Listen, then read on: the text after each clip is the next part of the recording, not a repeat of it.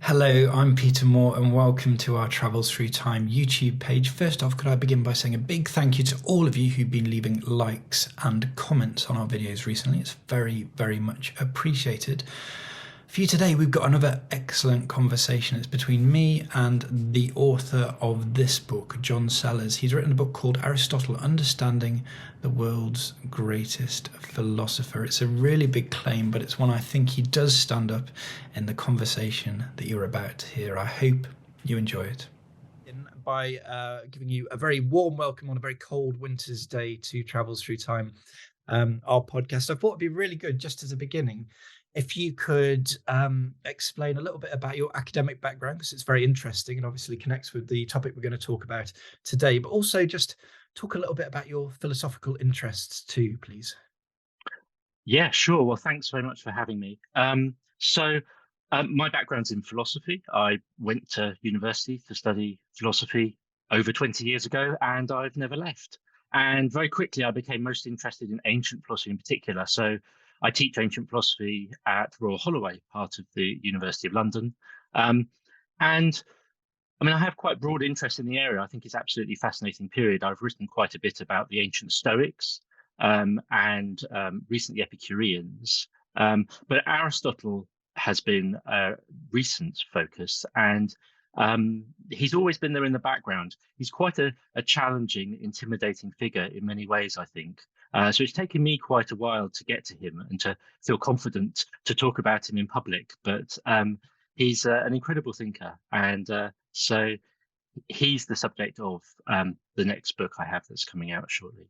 Yeah, and I mean, he's a fabulous subject. We're going to get on to him in just a moment, but I thought before we talk about Aristotle, just a bit more about philosophy in general, because we do live in challenging times. The economy is weak, where we've got this post-COVID malaise.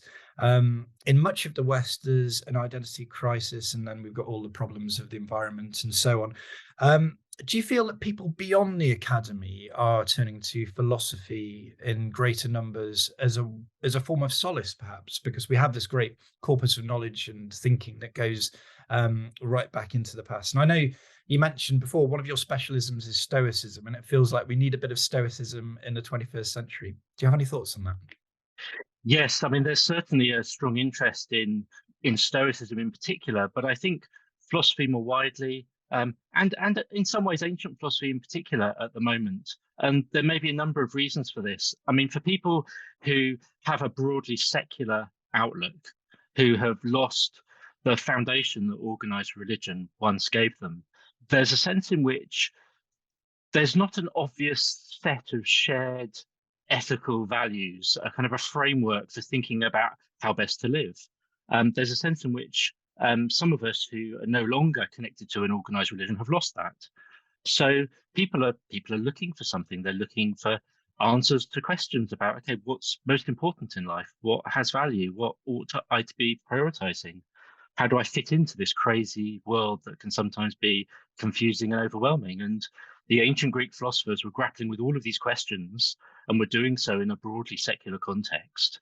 And for much of Western history, these ideas were regularly a point of reference for people. So the Roman statesman and philosopher Cicero, for instance, summarizes many of the ideas of the earlier Greek philosophical schools, Stoics, Epicureans, Plato, Aristotle to a lesser extent, and presented them in a way that an educated Roman audience could engage with. And those texts were fundamental point of reference for the educated population of Europe right through to the 18th century, right? If you were fortunate enough to have an education, you would learn Latin, and one of the first people you'd read would be Cicero. And one of the things that he would teach you is here are a whole series of ways to think about how to live a good life. And those texts are now coming back into vogue, I think, for many people as they're looking for some kind of guidance. And I think that's quite an exciting thing as well. And obviously, we're going to be talking about Aristotle today. And it seems really interesting to me that in just these few short steps from Cicero, you're right back with him, however far distant he is. And I know, so your book, well, let's talk about the book, which is like going to be out very, very soon. It's a great triumph of distillation as much as anything, because it's only 50 pages long, but it's an introduction to Aristotle's thought and who he is as a character in history and why he matters today. Born in 384 BC in Stagira. Am I pronouncing that correctly? So on the northern coast of Greece. Correct me if I'm not. He lived until 322 BC, and in your subtitle for the book, which Aristotle, the world's greatest philosopher, you make that great claim for him. But I know elsewhere you've made an even bolder claim that he's the single most important human being to have ever lived, which I have to ask you to try and substantiate, because it's such I mean, we were talking about condensing things down, but that's a really big claim. Absolutely. Obviously, it's a bold provocation, right? To get people to stop and think. But let's think it through for a moment, right?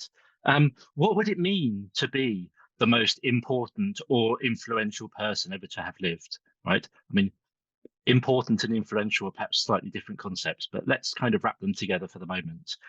It would have to be someone who has transformed the way people live for centuries, if not millennia, right? So, how many serious candidates are there for people who've done that, right? Well, not Karl Marx, he's far too recent. Jesus, maybe. But was he a man? Right? Was he God? Right? That's already complex territory. Muhammad. But was he really teaching anything? He was a prophet. He was reporting the word of God. The Buddha, right? He's a philosopher. He's a thinker. He's presenting ideas. They've certainly transformed the way many people have lived. But there's a focus there in Asia and only much more recently in the West. Confucius, right? So this is our shortlist, right? A very few, a handful of people who have really impacted on the way people have lived for centuries and centuries. And Aristotle, I think, would fall into that group. But I think Aristotle's impact is much more pervasive and widespread, given that he's effectively laid the foundations for science, which has transformed all of our lives across the entire world. He's impacted on the way in which we understand drama and literature, the way we think about politics. He's offered a framework for how we ought to live. He invents formal logic, right? Literally. I mean, there's no other individual in human history who's invented multiple academic disciplines, biology, logic, political science, and more broadly, social science. There's no one, I think, that comes anywhere close to having that kind of impact for so long.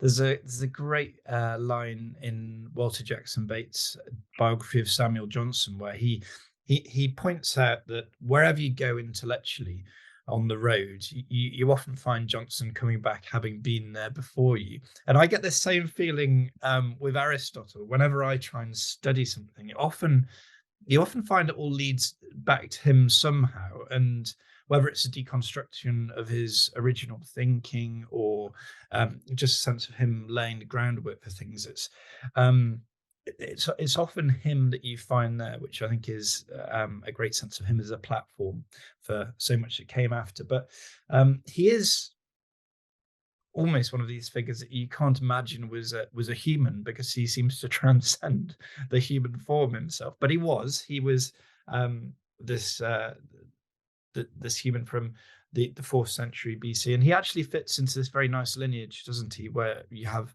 Socrates and then Plato and Aristotle comes, and there's a nice connection between all of them. And we can maybe talk about Alexander the Great. So these figures who people are familiar with, and he does sit into the chronological framework in that way. But one line of Socrates, which is often quoted, is about the unexamined life not being worth living, and that's echoed in Aristotle in a way, isn't it? Because you have this argument you set out right at the beginning of the book about his enthusiasm for thinking about things, which can not only just be something that we're programmed to do as humans, but something which can help us to lead a happier and better life. Do you want to talk about that just for a moment? Yes, sure. So, as you say, Socrates famous for having said that the unexamined life is not worth living. There's another famous quote, a famous line from Cicero again, where he says, Socrates was the first person to bring philosophy down from the heavens and into the marketplace and into people's homes. And by that he meant that some of the very earliest Greek philosophers were literally interested in the heavens. They were doing astronomy, they were doing early natural science. People like Thales and Anaximander. Socrates kind of steps back from that and focuses on self-knowledge. Who am I? How ought I to live? Those sorts of questions. So Socrates, according to this traditional narrative, makes philosophy very practical. And there were a couple of passages that hint that Socrates in his youth was interested in that kind of natural philosophy, but as he matured, he stepped away from it as being of less practical interest. So we've got to think about how to live, who we are. Self-knowledge is the key. With Aristotle, you see him pick up that Socratic idea, but there's a sense in which he's not interested in just limiting it to himself. So Socrates thinks that Aristotle thinks that philosophy begins with wonder. We're naturally curious people, and we're not just interested in self-knowledge. We want to understand everything. We're interested in ourselves and how best to live, but we're also interested in the external world and how that operates and how we fit into it. So there's a sense in which Aristotle, the great polymath, wants to take on that Socratic project, but he wants to expand it to include everything. He wants to bring in the work of those earlier natural philosophers and say that that's part of the human project as well. So it's not just about knowing ourselves. We want to know everything. And we want to do that because we're just naturally curious beings. This is what he identifies as one of the central characteristics of what human beings are like. And I think what I also want to ask you just at this point, before we dive into the details of his life, we're going to go and have a look at him at kind of close quarters in a moment. But I said he is a legible human creature. We can nail him down in chronological sense quite well. But what actually of Aristotle survives to us today? Because we're talking over 2,000 years, and there's a lot of knowledge which can be lost very easily. Some of the great philosophers, I'm sure you could tell us about some of which we know very, very little indeed. But when it comes to Aristotle, how much of his original work or biographical details about him survive today, and we can say with any certainty that's Aristotle? We've got quite a lot compared to many other Greek philosophers from this period. So many of those philosophers who were working before Socrates, we have very, very little, just a few fragments and quotations, and it's all a bit sketchy. The first Greek philosopher for whom we've got a substantial body of text is Plato, so Aristotle's teacher. And then Aristotle is the other great thinker for whom we've got a significant body of material. He wrote a series of dialogues that were published during his lifetime, following the example of Plato, who was also writing dialogues. And those have actually been lost. So the pieces of writing that Aristotle intended for a wider audience, we don't have.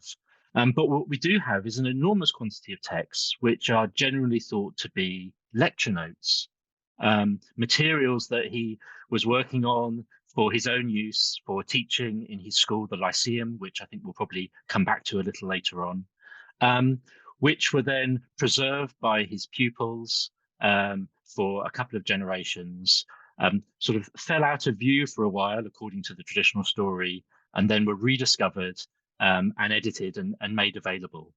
And that generates all sorts of interesting textual problems. So, for instance, there are two books by Aristotle called Ethics, one called the Nicomachean Ethics and one called the Eudemian Ethics. And on the face of it, these are two separate books, but there's a chunk in the middle that's the same in both, right? So what's the relationship between these two? Is one an earlier version and the other one a revised later version?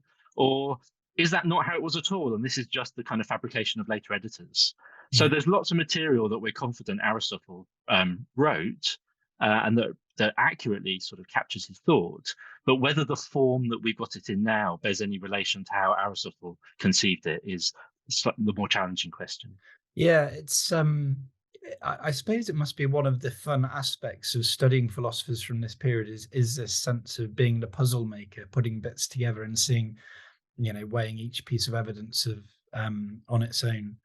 I don't know. Is it a bit like having the Get Back documentary from the Beatles, but not having the proper album? Is it that kind of idea that you might have lots of preparatory things, and then you're not quite sure in what form they were originally put out in? Is that a good way of thinking of it? Yes, I mean, for many of the other Greek philosophers, where we really are just dealing with fragments, it really is a question of putting together the puzzle as best we can. There's a sense in which, with Aristotle, the problem is the other way round, that it's an embarrassment of riches, that we've actually got too much material. It's a lot to digest and to put in some kind of order. There are questions of chronology, right? So I mean, for a long time, people would be inclined to read all of Aristotle's works as if they form part of a single kind of monolithic system. So then you've got to work out how you deal with any potential inconsistencies and so on. But of Mm. course, this was a human being who was alive over an extended period of time, was writing for an extended period of time. So maybe some of these are earlier works, others are later works. Perhaps it'd be a mistake to try and look for consistency across the board, because as we all know, people change their minds over time. Yeah. So, yeah, that's the challenge. It's a fun challenge, and it's one that we're going to try and rise to today. You've given us, some quite specific moments in history, which is good. And let's get into it now, because um, we're going to have a little bit more leeway than normal. Usually we just look at one calendar year, but obviously with Aristotle, it's quite tricky to do 1 year. But we're going to look at three particular dates in one phase of his life, and put together, they do bring us, I think, into the close range that we try to get to. And I suppose I'll begin by asking you a question which I put to most people. If you could go back in time to have a look at Aristotle, where would you like to start? What is a point of real interest for you? Okay, well, let's start in 347 BC. Okay. So 20 years earlier, Aristotle was a teenager, and he left his hometown in northern Greece and came to Athens for the first time to study at Plato's Academy. He's probably about 17 or 18. Um, his parents had died when he was quite young, maybe about 10 years old. He'd become he was looked after by a guardian, an uncle, I think, and that uncle had studied in Plato's Academy much earlier. So I don't know whether he excited Aristotle about stories of the academy, and that made Aristotle think, I want to go there, or whether he was kind of packed off and told, you've got to go, this is going to be your education. But either way, he went there as a teenager, and he studied in Plato's Academy just on the outskirts of Athens for 20 years. So let's say, from the age of 18 to the age of 38. So in 347, we've got, as you said, the middle age Aristotle. He's 38. He's been a student for 20 years at the feet of Plato. And in that year, Plato dies. So this huge extended intellectual apprenticeship that has dominated the first half of Aristotle's life finally comes to an end. So it's a real turning point in his life. And our sense is that even at this point, it was clear that Aristotle was the great successor to Plato. He was, as you mentioned earlier, we've got this great intellectual triumvirate of Socrates, Plato, Aristotle. So one might think that Aristotle would be the natural person to succeed Plato and become head of the academy. But that doesn't happen. Aristotle is overlooked, and instead, Plato's nephew, Speusippus, becomes head of the academy. And you can read this in various ways. It may well be that Aristotle felt horribly slighted by this. It may be that, in fact, this was down to much more practical concerns. So, just to give a bit more context, when we talk about Plato's Academy, the academy was a public gymnasium just outside the walls of the city of Athens, and you can go and visit the site of it today. It's a public park, and you can see the archaeological remains. So this would have been a public place where anyone could have come and talked and exercised and so on.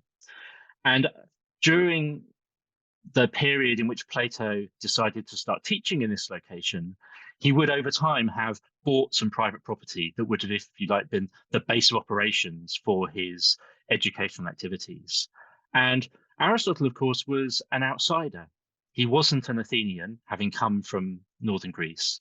And so, as a non Athenian citizen, he would not have had the right to own property. Um, and also, if this property was owned by Plato's family, there may well have been a strong incentive for it to remain in the family as a valuable asset.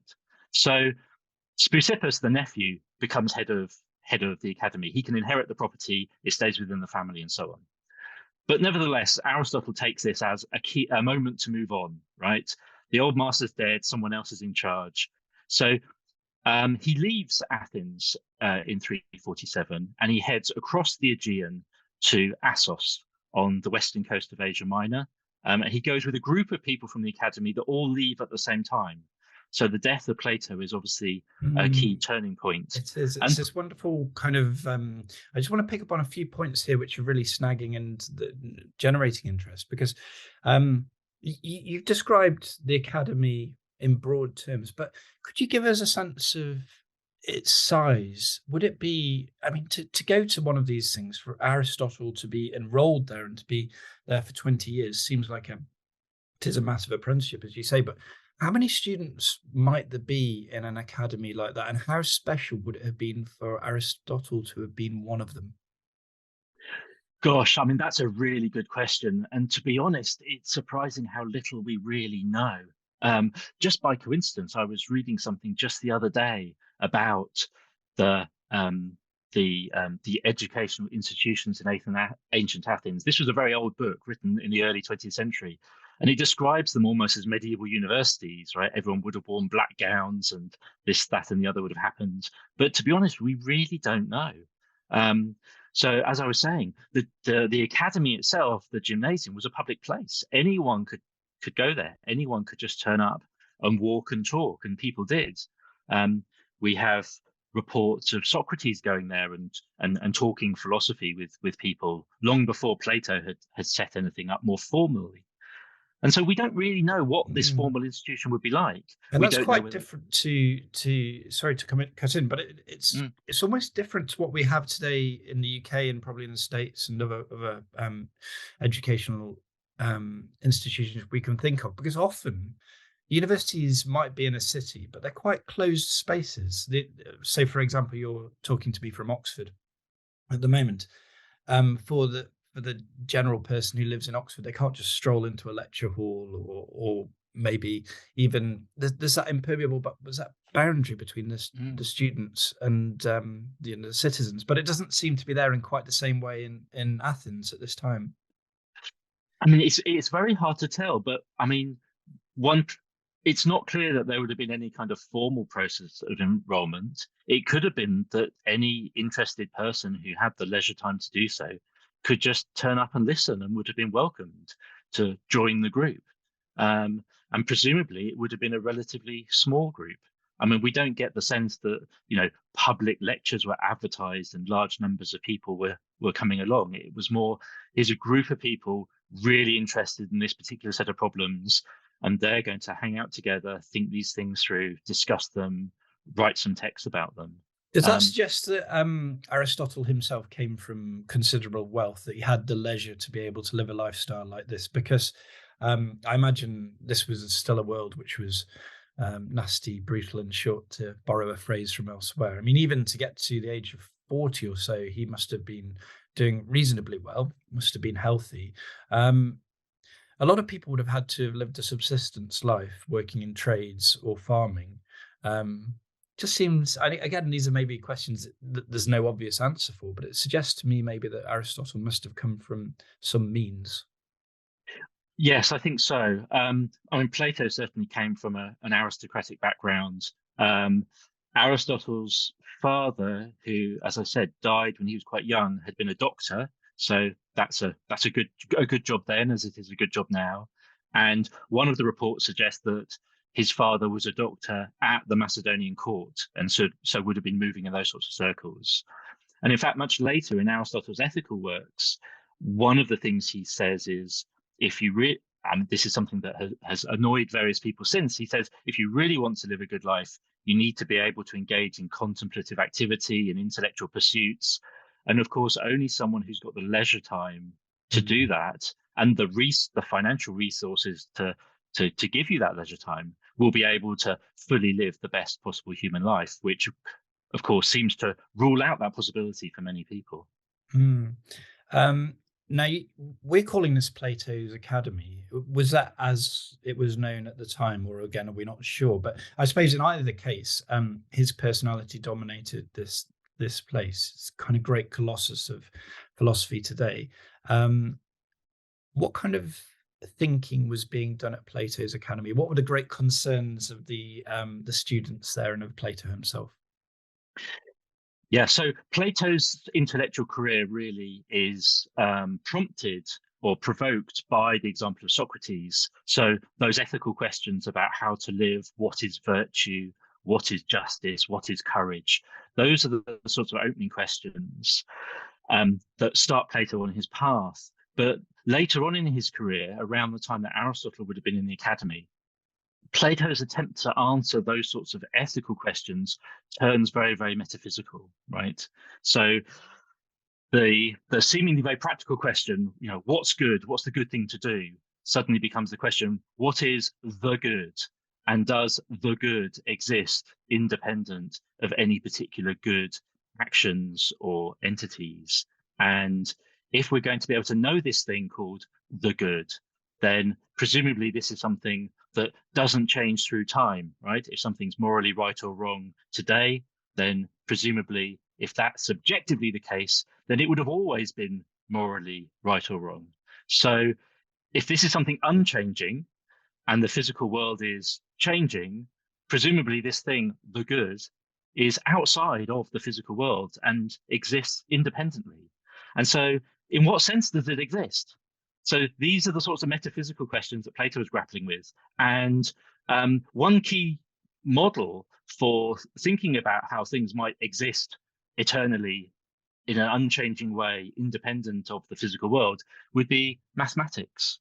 So, the number two doesn't change. It's always the number two. It exists independently of the changing physical world. Maybe concepts like goodness, justice, courage exist in a way similar to the way in which mathematical entities exist, perhaps. And famously, there's said to have been a slogan across the door of the academy, and presumably this would have been Plato's residence, saying, only those who know geometry can enter here. So the idea that a mathematical training was going to be an essential part of this, the kind of intellectual rigor that Plato thought people needed to bring to these sorts of questions. It's wonderful it's fascinating to think of Aristotle in that context, walking under that gate and talking about questions like these. Plato's got a very famous theory of forms, hasn't he? Which you write about in the book. And I wonder if you could say a little about that, because it is, again, a little way into his thinking. Yes. So, I mean, as I was just describing, if we're trying to understand whether something is just, for instance, then one question we might ask is, okay, what is it that all of these particular things that we are prepared to describe as just, what is it that they all share in common? What is it that makes them all just? Is there some overarching universal idea of justice that we can use as a point of reference to say this thing is just while this thing is unjust? And this overarching concept, like the concept of the good that I was talking about a moment ago, would be the idea of justice, right? Or the ideal form of justice, which exists over and above any particular instances. And in some sense is the explanation of why these things are just. And so Plato is incredibly slippery on all of this. And in different dialogues, he gives different answers. And indeed, in some dialogues, he criticizes his own theory. It's incredibly complex to piece together. But in different places, he'll say, well, individual just actions participate in this idea of justice in some way, or they are caused by this idea of justice in some way. But they certainly presuppose this idea of justice, right? And this idea will give us an objective, universal value that we can try to access, and that will give us secure, firm knowledge of what's just and unjust and how we ought to behave. So this becomes Plato's very metaphysical response to Socrates' very practical question about how it is we ought to live. Mm. The connection between Plato and Aristotle is really interesting. I was talking to a friend about this the other day, and they were saying how often in art they're depicted very differently. Plato's this kind of brawny wrestler, kind of very strong and powerful character, where Aristotle is this, I don't know, almost an ugly character with a beard. He's seen there's a great contrast between the two of them. Is that a fair summary of what visual culture has done to them? And is it saying something about the relationship between them? It might just be an expression of difference between later generations of artists. Well, I think the most famous artistic image of Plato and Aristotle together is Raphael's in his painting The School of Athens in the Vatican. And it shows the two of them standing side by side, and Plato is pointing upwards as if to the realm of the ideal forms. And Aristotle has got his hand pushing down as if he's saying, no, no, no, we need to keep things back in reality. Aristotle is the great natural philosopher. He's interested in understanding the physical world. He wants to resist, in many ways, this kind of very otherworldly metaphysics that Plato starts to develop when he suggests that the things that really exist and the things that we can really know are things outside of the changing physical world. It's a nice idea of contrast again, upwards and downwards. And you bring it together at this moment in 347 when Plato dies and the succession of the academy goes maybe in a different way. I suppose we're always, because we're dealing with ideas, we should always imagine it. It's tempting to imagine, at least, that it was part of some intellectual dispute, but it might have been something much more practical, as you say. But let's leave that alone for a while, because we've covered this early portion of Aristotle's life, which is obviously really formative for him. But then something really, really interesting happens to him, doesn't it? And you're going to take us to the next, which is the second of the three scenes that we're going to talk about, and it's away from Athens. It's from 344. Where did Aristotle get to then? Okay, great. So yeah, 347. He arrives in Assos in Asia Minor. He goes there with a fellow ex-pupil of Plato's Academy called Hermias, who is obviously clearly comes from a very privileged background, because he goes on to become the ruler of Assos. And Aristotle is with him for a couple of years there. In fact, he marries Hermias' niece. So again, he's 40 years old, he gets married, he's escaped this very long education, he's really becoming a man in his own right. This is kind of the moment of his full maturity, we might say. And then after 2 or 3 years in Assos, he moves the very short distance to the island of Lesbos, which is very close to to what we would now call the Turkish coast. And on the island of Lesbos, he starts to study the natural world. He starts to study animals, and in particular in fish. So for anyone who's been there, I haven't, I'm afraid, but the island of Lesbos has a very large open lagoon in the center of it. And Aristotle, we're told, spent a considerable amount of time on the island of Lesbos, on the shores of this lagoon, examining fish and other sea life, trying to understand how they work. And intellectually, this is a big shift for Aristotle, right? So away from all of this otherworldly metaphysics and mathematics that he'd been studying with Plato in Athens, and now he's literally getting his hands dirty in the real physical world, trying to understand how things work. And he's dissecting fish. He's cutting them open, looking at all the different organs, laying them out on the beach, saying, okay, what's this? What does it do? How does it contribute to the functioning of this organism?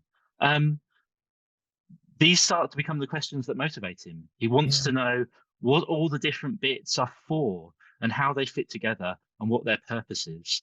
And these become the kind of the central questions then for Aristotle, the biologist, who wants to understand the natural world first and foremost. It's such a interesting change in intellectual direction for him. He becomes the figure that just rises in my mind when you describe this is Charles Darwin, because he seems to be a very Darwin-like character.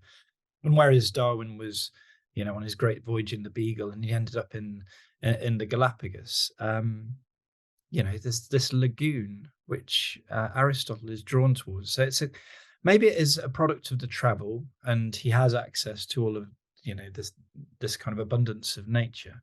But it does produce such a change in his work, doesn't it? And do you want to talk a little bit about any of the fragments of work that we have from this time, or is there an abundance, as you said before? Yeah, I mean, for Aristotle's biological works, we really do have an abundance. I mean, I think something approaching a third of the surviving texts that we have for Aristotle are about biology. He writes a book called "On the Parts of Animals," on the movement of animals, on the history of animals, on the progression of animals. So a huge amount of material is written up.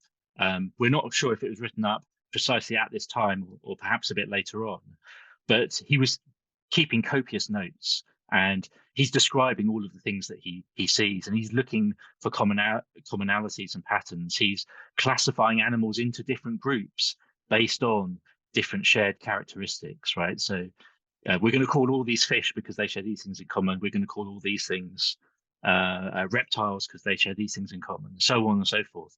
He's the first person really to do that work and try to put the natural world into some kind of order, and to do so on the basis of you know firm principles and not just sort of superficial resemblance, we might say. So again, like a Darwin character, he did have this great enthusiasm for nature.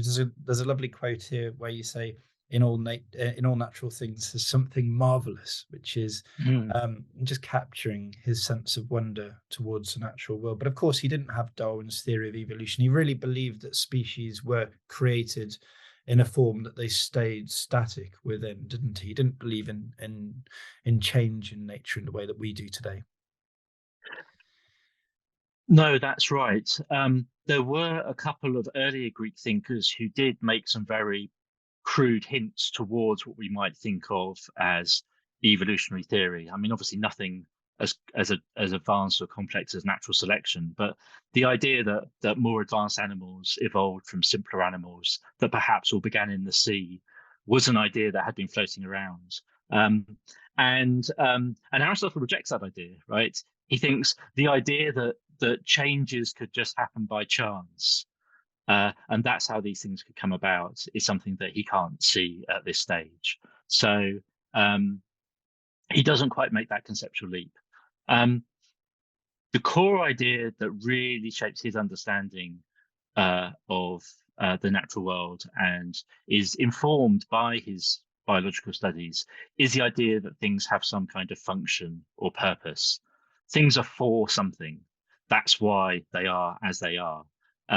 So, for instance, if you were to encounter, if you were to cut up a fish on the shores of the lagoon at Lesbos, and you take it all apart and you find an eyeball, right? And you're looking at this thing. It's got a certain shape. It's made out of certain stuff. It used to sit here within the animal.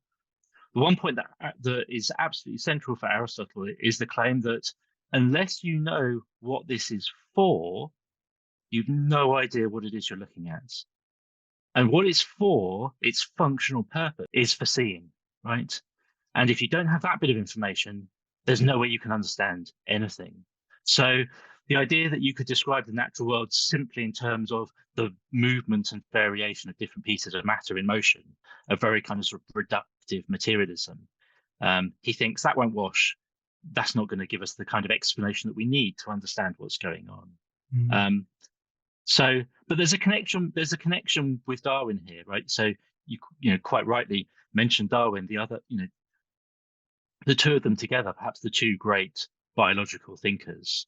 Um, Darwin, of course, is equally fascinated by the idea that things have a function. The extra step that Darwin makes is he wants to understand how those functions came about. But what Darwin is trying to do, of course, is explain precisely how it is those functions have appeared without the need for any kind of sort of designer or creator. But they're both equally committed to the idea that we see functions or purposes within nature. He also asks this absolutely fascinating question, doesn't he? Which is what makes something alive? So you might have a dead fish on the shore and one that's swimming in the sea, and essentially they're the same because they have the same component parts, but there's something different about them as well. Do you want to talk a little bit about his work and his thinking in that area? Yeah, sure. Okay, so yeah, absolutely. So that's another instance of why a kind of reductive materialist attempt to try to explain the natural world isn't going to wash, because the living fish and the dead fish are composed of exactly the same stuff. So there's got to be something, there's got to be something else that makes the fish alive. And he doesn't he'll use the language of souls, right? Soul is obviously an unhelpful translation of the Greek word because it has all sorts of other connotations that have come along since. But he'll use the language of souls, but he doesn't want to conceive this as something separate from the matter, right? So Plato, his great teacher, literally did think that there were, immortal souls that are separate from physical bodies. Aristotle wants to try to conceive the soul as um, as what he calls the form of the body, right? So Plato, who talked about his forms as being something separable from material instances, Aristotle wants to see form as something like the organization and structure of the matter that makes something up, right? So in order for a fish to be alive, it's got to have all the right pieces and they've got to be in all the right places. And so it's got to be structured properly. But of course, that doesn't get us to explaining the difference between the corpse and the living being, because they're both structured and organized the same way. So he adds to that the idea that something that is alive has a set of abilities or capacities. It has the ability to do certain things that the dead thing doesn't. And so the soul of the fish, and by extension, our soul, can be defined in terms of the abilities and capacities that we have, right? So that becomes the kind of defining characteristic of living things, what they can do. Mm. And he also, I mean, he's a great observer, it goes without saying, and he looks very closely and he looks in a very methodical way. There's a few examples. I think you mentioned one about bees, which seemed to really, really puzzle him. Do you want to talk about any specific instances like that, which interested you when you were researching this book? I mean, there are all sorts of quite entertaining bits and pieces in Aristotle's biology where he says things that are just patently false, right? So I think one example was to do with insects or mites that appear in piles of grain. And he sort of said, well, we've no idea where these come from. Perhaps they just spontaneously generate, right? And I mean, no one would even contemplate that as a sensible answer today. These things don't just kind of, come out of nowhere. Um, he just doesn't have an explanation. And so that's, I suppose, him just sort of raising his hands and giving up at that point. Maybe they just appear. We don't know. Um, so I think that what I found most striking in those sorts of examples was his sort of intellectual humility. Um, I mean, it's not necessary. He's sort of saying, well, we just don't know. Maybe it's this. Maybe it's something else. Maybe with more observation and with more examples, we'll be able to work this out in the future.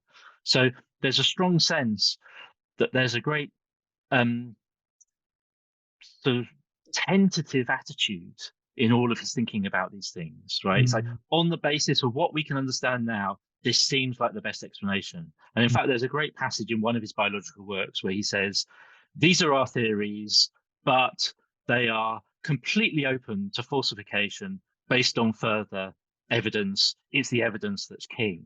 So he's not claiming that he's got all the answers, far, far from it. And I think that, that's a kind of the real scientific spirit that he brings to bear, which is so important, and one of the things that is central to his legacy. It is great humility, as you say, and it's also a little peek into his character, sort of at a great distance. Another thing I know that you write in the book as well is that it seems to be the case that he was more of a introverted character. He liked to work alone, or at least he wasn't completely, I suppose, happy with the idea that might have predominated in the academy of just being part of a big pack of philosophers who sat around chatting all the time about the great problems of life. And in a way, that makes the picture of him in this lagoon in Lesbos all the more attractive, because it's showing again a contrasting side of his personality. It might be more solitary work, for example. Do you think? Yes. We do have various sort of biographical snippets that try to describe his character, and one of them suggests that he was a fairly sort of bookish young student. The academy would have been shaped, we presume, by dialogue and debate and discussion. One bit of evidence we have suggests that that wasn't really Aristotle's thing, and he probably was much happier going off and reading on his own. And one of the things that's striking about a number of Aristotle's books is that in the opening section, he'll give a kind of a survey and a summary of all of the opinions of every thinker that's come before on this topic, right? Before then going on to say why he thinks that his solution is the best and replaces everyone everything's gone before. So there are moments where there's definitely not humility, right? When he's talking about the views of other Greek philosophers. But what that shows is that he was reading, right? He was reading a lot. And gathering all of this information. There's a sense in which he's the first historian of philosophy. He's also credited in the tradition for being the first book collector that we know about. So he was gathering all this written material. And so again, that suggests a fairly solitary activity. But having said that, he did have a number of very close friends that he worked with. And one that we should mention here, who's very relevant, is a chap called Theophrastus, who was actually from the island of Lesbos. And we don't know precisely when Aristotle and Theophrastus first met. It may have been that Theophrastus was at the academy and came with Aristotle over to Assos and then to Lesbos. It may have been that Theophrastus was the person who said to him, let's go back to Lesbos. There's going to be some interesting things for us to look at there. Or it could have been that Aristotle first met him when he arrived on the island. We don't know for sure.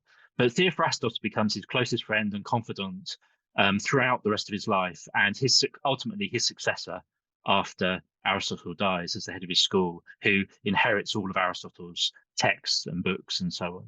So he's not a complete loner, but you get the suggest that he's kind of fairly quiet, studious person. Should we mention as well, I think it's during this period of his life when he does have this stint as a tutor to Alexander the Great. It's around now? We won't go too much into it because there's more I want to ask you about, but it's around this time, isn't it? Yes. So after a few years in Lesbos, he then goes north to Macedon at the invitation of Philip II, King of Macedon, to tutor his young, precocious son, Alexander. And Aristotle spends a few years up there. And in fact, there's a great passing comment in one of Aristotle's later books where he says something along the lines of, it may well be that young men are a bit too young and inexperienced to really be able to study politics. And it could be that that was a swipe at his teenage pupil from years earlier, where if Alexander was more interested in, horse riding and fighting and doing all that kind of stuff, rather than sitting down and actually learning about how politics works. Well, it's a thought, isn't it? Brilliant. Well, we've done the academy, we've done the lagoon in Lesbos, but where would you like to go for the third of our three scenes? To take a last look at Aristotle. Where would you like to go? Yeah, so let's continue the story. So after this brief period trying to be the tutor of Alexander, that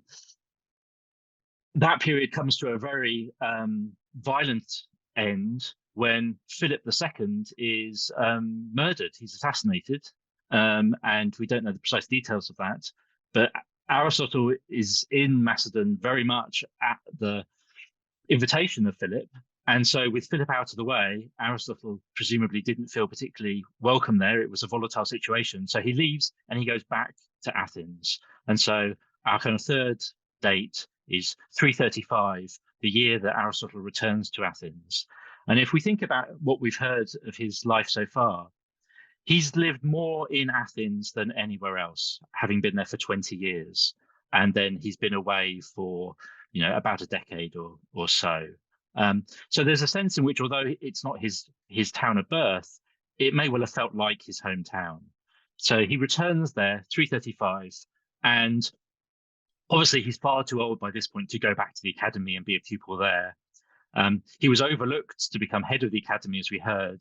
And in fact, Speusippus eventually is replaced by another head, and Aristotle is overlooked a second time, right? He doesn't get the invite. So he decides to set up his own school in Athens in 335 at a place called the Lyceum, which, like the academy, was another public gymnasium where people would gather to exercise and talk. And he sets up his school there on the just to the east of the city of Athens. And again, it's an archaeological site. You can go and visit it and you can see the remains of the Lyceum. And so he and Theophrastus start teaching there. And we've got various bits of information about the sorts of things that they did. Unfortunately, like the academy, we don't know so much about how this thing was organized or set up. We know that some property was eventually bought, so they had a base of operations. We have odd references in text to what we might think of as teaching aids. So they were setting up maps and diagrams. You can imagine the kind of ancient equivalent of a blackboard as they were working through problems. Some kind of library, these texts that Aristotle had been collecting along with his own works. And so I think perhaps the way to think about this school that Theophrastus and Aristotle set up at the Lyceum is a kind of a research center. So it wouldn't have been giving large lectures to large groups of students in the way we might think of a modern university. It would have been a group of very specialist researchers gathering together, thinking about all of these, significant problems in not just biology, but also politics, ethics, the full gamut of intellectual inquiry. Mm. This is Aristotle in his great moment, isn't it? Because he has all the experience of his travels and he has the grounding of his apprenticeship with Plato. Could you talk about some of the wonderful works of philosophy that come from this time in the Lyceum? So yeah, sure. It may well be that most of the texts that we have were written at this point, or written up or revised at this point. We've talked a bit about the biological works already. He writes a book, or again, to pick up on our earlier comments, whether he writes any books really is quite tricky. So we have lecture notes, right? So he gives lectures on physics, questions about space and time and causation and infinity, so really quite complex questions. And then we have lectures on what he calls first philosophy, that we would now call metaphysics, where he's dealing with questions about the relationship between form and matter that I was talking about earlier, theology, mathematics, these sorts of questions. He's giving lectures on ethics, how to live a good life, what are the virtues, lectures on politics. And in fact, the politics is quite interesting because we know that during this period, he's doing research into the constitutions of different Greek cities. And he had research assistants, we presume, gathering copies of the written constitutions of 130 different cities around the ancient Mediterranean to be able to compare and examine the legal and political structures of all of these different places. So, this is the birth of the social sciences. And one of those constitutions, the Constitution of Athens, actually survives. And it was discovered in the late 19th century on papyrus. So that was a kind of a relatively recent chance discovery that is a record of this research work that was going on at this time. Is it the only? Am I right in saying the only one that survives is the one that relates to Athens? And there was so many more that we know about that are just tantalizingly lost to history. Yeah, that's right. Yeah.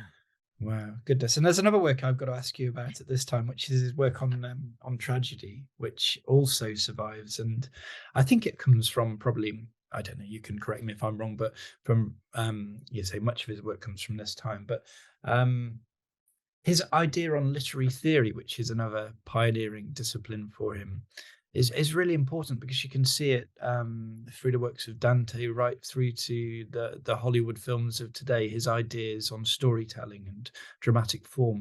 Do you want to talk a little bit about that? Yeah, sure. So, I mean, we can back up a little bit. So when Aristotle's thinking about, I was just mentioning the politics. When Aristotle's thinking about politics and a number of other topics, he's thinking about what the best form of life for a human being is, and he suggests that we're social animals. We naturally live in groups and communities, but we're not just social animals. There's much more to us than that. And if we want to live a really rich, interesting, fully human life, then we want to be able to engage in cultural pursuits. And so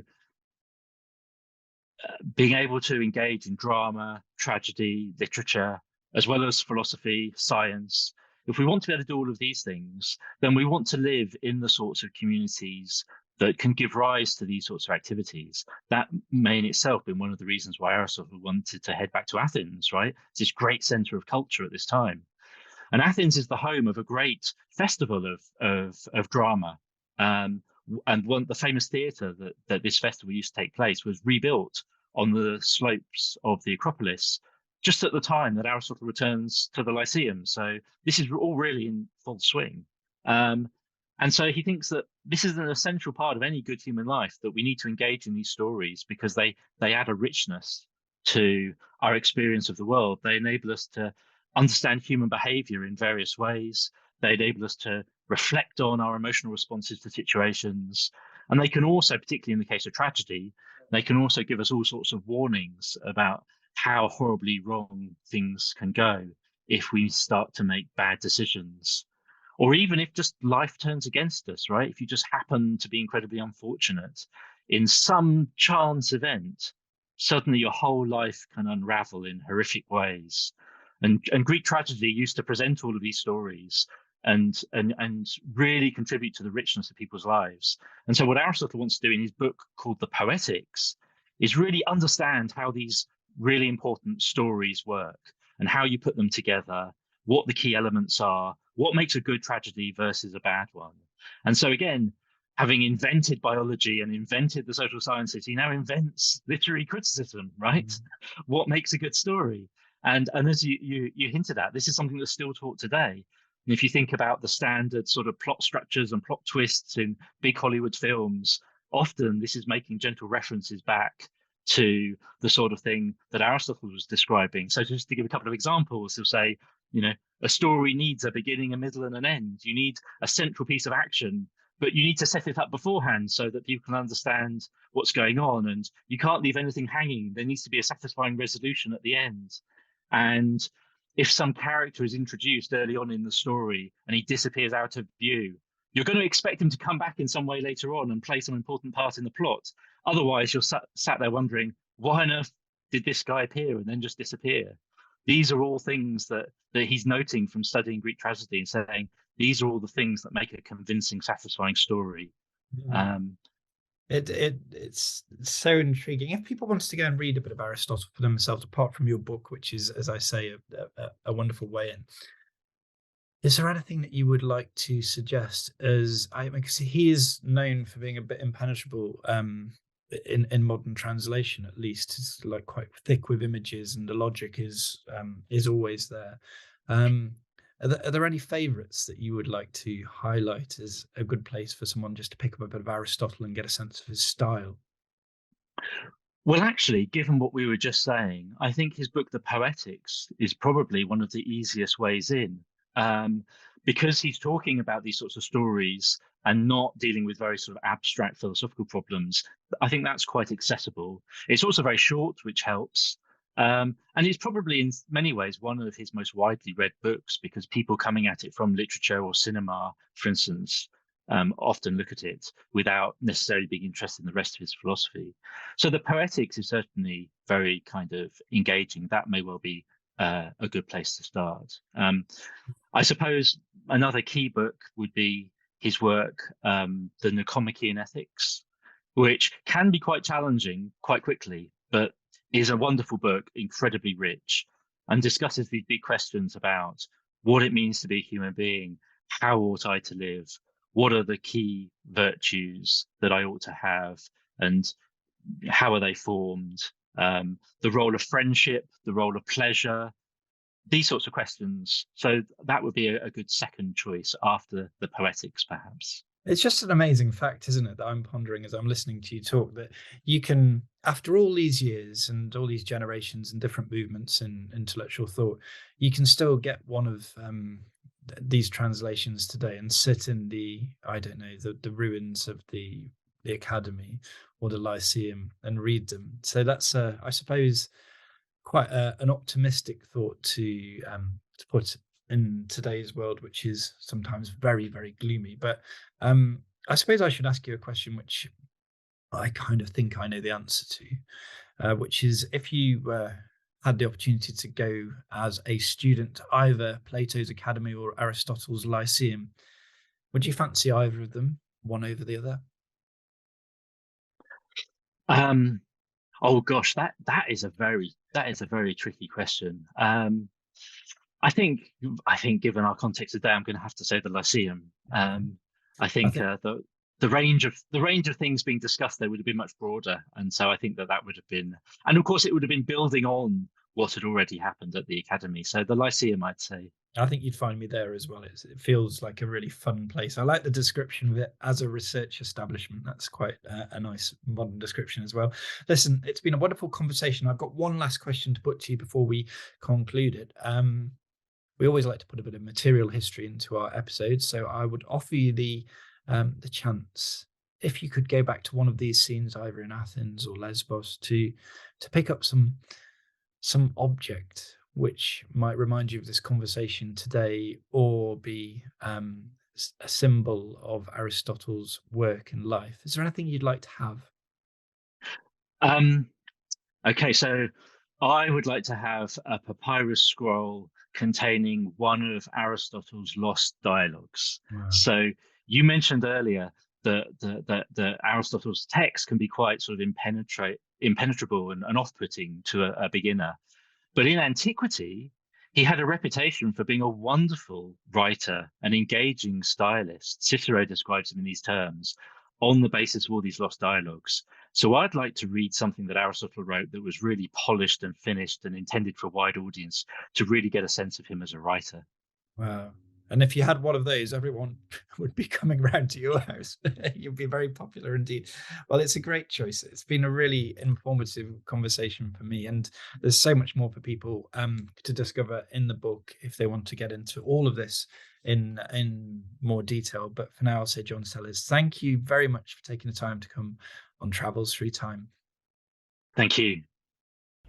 So that was me, Peter Moore, talking to John Sellars, who's the author of this book, Aristotle, Understanding the World's Greatest Philosopher. It's quite a thin book, as you can see, but it's absolutely crammed full of ideas, and those of you who read it will profit from it immensely. Please do subscribe to our feed to get the first news of new episodes as they come live. But apart from that, I just have to say thank you very much for listening or watching. We'll see you again soon. Bye-bye.